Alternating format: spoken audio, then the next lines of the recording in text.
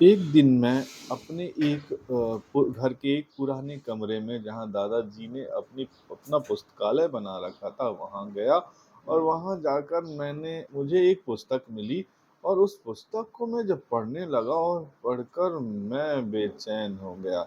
उसमें लिखी हुई बातें ऐसा पढ़कर मुझे रात भर नींद नहीं आई और सुबह मैं बहुत जल्दी उठा। रोज वैसे मॉर्निंग वॉक में जाता था, लेकिन आज का दिन कुछ और था।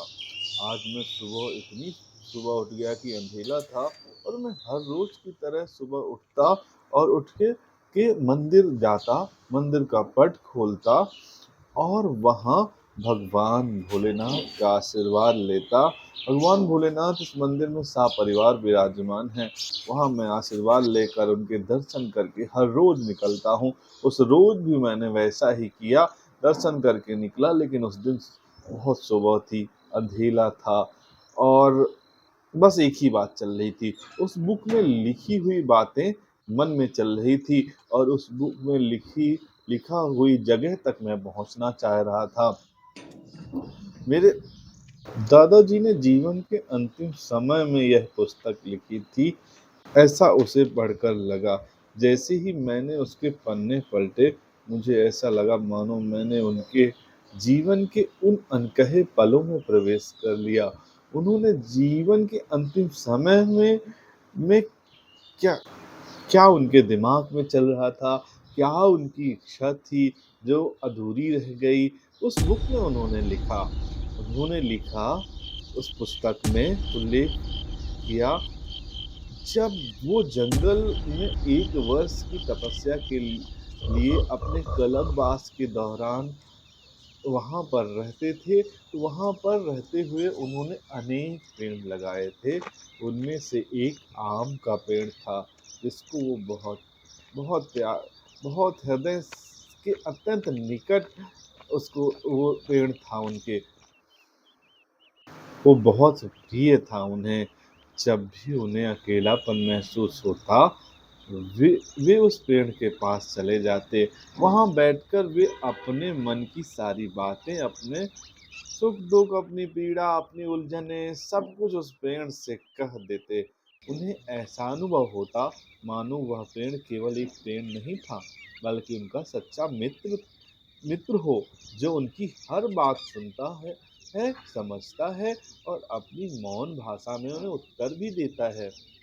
उसकी शीतल छाँव में बैठकर उनके मन को ऐसी शांति मिलती थी, जैसे सारी परेशानियाँ स्वतः ही समाप्त हो गई हों। उस पेड़ के साथ बिताए गया वह 1 वर्ष उनके जीवन का सबसे सुकून भरा समय बन गया। परंतु जब वो अपने जीवन के अंतिम समय में पहुँचे, तब उन्होंने उन तब उन्हें काफ़ी समय बाद अपने उस पेड़ की याद आई। तब वो तब वो लिखते हैं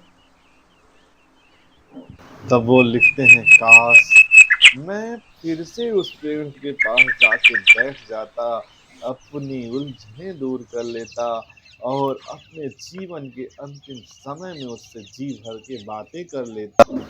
ऐसे करते करते मैं जंगल के गेट के पास पहुंच गया और गेट को चढ़कर पार करके जंगल में जाने लगा। यही सारी बातें मेरे दिमाग में चल रही थी और मैं बस जंगल की ओर बढ़ता चला जा रहा था। मानो मैं कुछ भी मुझे नहीं समझ आ रहा था।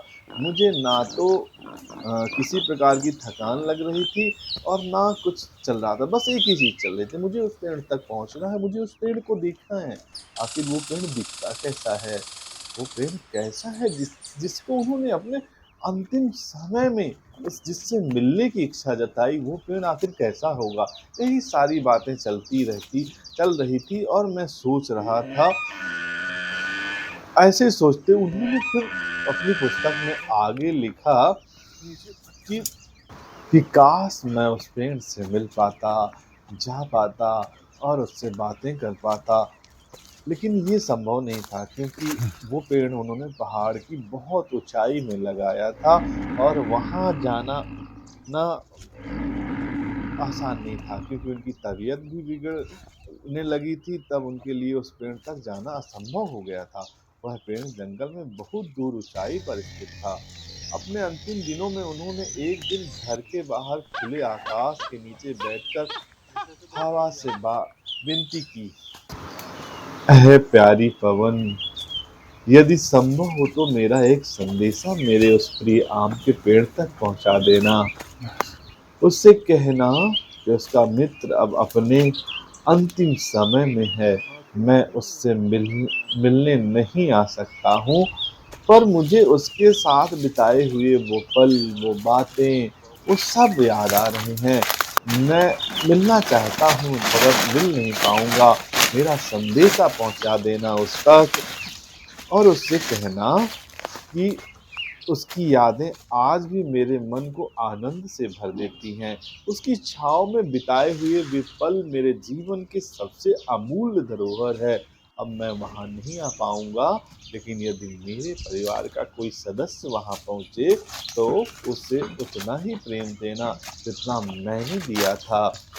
यह पढ़ते-पढ़ते मेरी आँख नम हो गई। ऐसा लगा मानो हर शब्द के साथ दादाजी भावनाएँ जीवित हो उठी हों। और मुझे पता नहीं था रास्ता, लेकिन फिर भी मुझे ऐसा लग रहा था एक अनजानी सी शक्ति मुझे उस तक खींचती जा रही है। इतनी ही देर में उस वो पेड़ दिखाई दिया और वह पेड़ देखकर मैं खुश हो गया। उसके पास गया, उसके पास खड़ा होकर उसकी ओर देखता रहा। मैं ऊपर से नीचे देखता रहा, निःशब्द होकर बस मैं देख रहा था और ऐसा लग रहा था, मुझे ऐसा अनुभव हुआ मानो उस पेड़ के कोमल पत्ते मुझे सहला रहे हों। जैसे वो पेड़ मुझे अपनी बाहों में जकड़ के मुझसे बहुत सारा दुलार कर रहा हो, बहुत सारा प्यार कर रहा हो और जैसे स्वयं दादाजी मुझे आशीर्वाद दे रहे हों। तो मैं उस पेड़ को लिपटा बस खड़ा रहा और उसकी शाखाओं, उसके पत्तों को देखता रहा। मैं इतना थक गया था, मैं उसकी छाँव में जाकर कर मेरी सारी थकान सी मिट गई। मैं बस उस पेड़ को देखता चला जा रहा था, बस उसकी शाखाओं को देख रहा था और बार-बार उसे चूम रहा था। कह रहा था, अहो भाग, मैं उस पेड़ से मिल पाया। फिर मैं उस पेड़ के नीचे बैठ गया, टिक कर बैठ गया और उस क्षण मेरे मन को जो शांति मिली वह अवर्णनीय थी। ऐसा लगा जैसे समय थम गया हो और मैं दादाजी के स्नेह सानिध्य में बैठा हूँ। धीरे-धीरे थकान ने मुझे घेर लिया, मैं उसी छाँव में सो गया, पर वह केवल नींद नहीं थी, वह एक ऐसा अनुभव था जिससे मुझे दादाजी फिर से मिल गए। कभी-कभी प्रकृति केवल प्रकृति नहीं होती, वह हमारे अपनों की याद, उनका स्नेह और उनकी आत्मा का स्पर्श बन